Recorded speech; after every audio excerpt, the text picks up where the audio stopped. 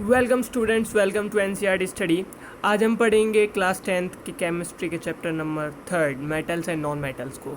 ठीक है, तो मेटल क्या होते हैं, नॉन मेटल क्या होते हैं, ये हम लोग पढ़ चुके हैं छोटी क्लासेस में हमारी, जो अर्लियर 7th 8th स्टैंडर्ड्स थे, 9th थे उसमें।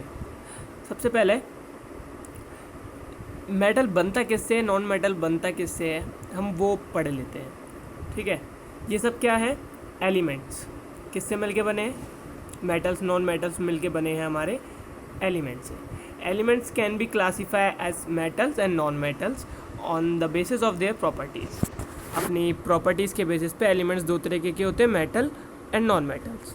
Example of some metals, metals के एग्जाम्पल जैसे आयरन जिसको Fe बोलते हैं, एल्यूमिनियम जिसे Al से रिप्रेजेंट करते हैं, सिल्वर को Ag से, कॉपर को Cu से।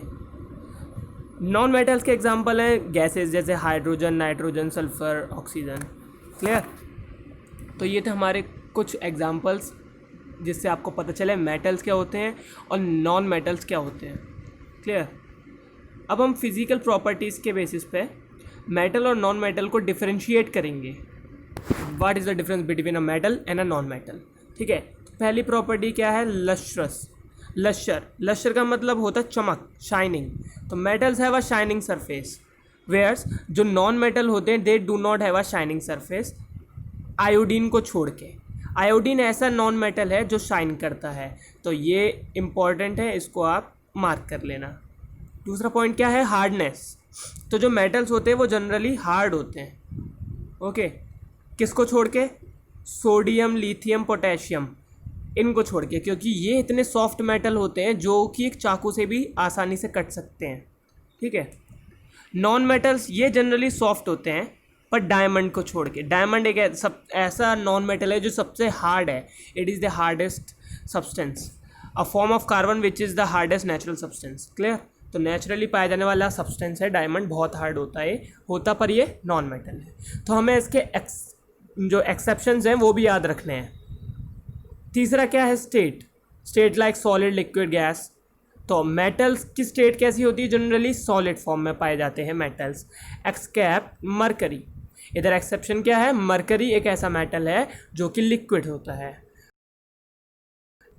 नॉर्मली हमारे होते हैं सॉलिड और गैसियस फॉर्म में, एक्सेप्ट ब्रोमाइन को छोड़ के।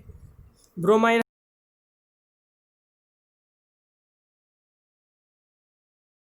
क्लियर?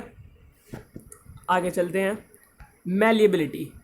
ये मैलिएबिलिटी जो वर्ड है ये आपने छोटी क्लासेस में पढ़ा होगा। मैलिएबिलिटी थिन शीट्स में बीट कर सके, मतलब उन पे हथौड़ा मार मार के उन्हें इतना बीट करें कि वो पतली पतली थिन शीट्स की फॉर्म में कन्वर्ट हो जाएं, तो ये मैलिएबिलिटी कहलाती है। जैसे कि गोल्ड और सिल्वर, ये बहुत मैलिएबल मेटल्स होते हैं, गोल्ड और सिल्वर, यानी इनको हम थिन शीट्स में कन्वर्ट कर सकते हैं। नॉन मेटल्स जो होते हैं वो नॉन मैलिएबल होते हैं, इनको हम थिन शीट्स में कन्वर्ट नहीं कर सकते। क्लियर? आगे पढ़ते हैं, डक्टिलिटी। डक्टिलिटी क्या होती है, डक्टिलिटी होती है कि जो मेटल्स हैं उनको हम पतले पतले तारों में ड्रॉ कर सकें, मतलब तार की फॉर्म में उनको कन्वर्ट कर सकें, ये कहलाती है डक्टिलिटी। कि एक मेटल है वो कितना पतला हो सकता है, कितना थिन हो सकता है as a wire, cylindrical shape में। नॉन मेटल्स में डक्टिलिटी नहीं पाई जाती।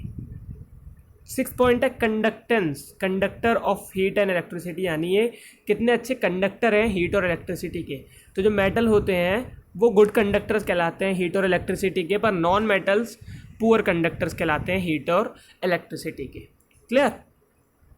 जैसे सिल्वर और कॉपर ये बेस्ट कंडक्टर ऑफ हीट है और इलेक्ट्रिसिटी की भी बेस्ट कंडक्टर है। वेयर्स इधर भी एक्सेप्शन है, जैसे मरकरी और लेड, ये दोनों पुअर कंडक्टर ऑफ हीट है। नॉन मेटल में एक्सेप्शन है ग्रेफाइट।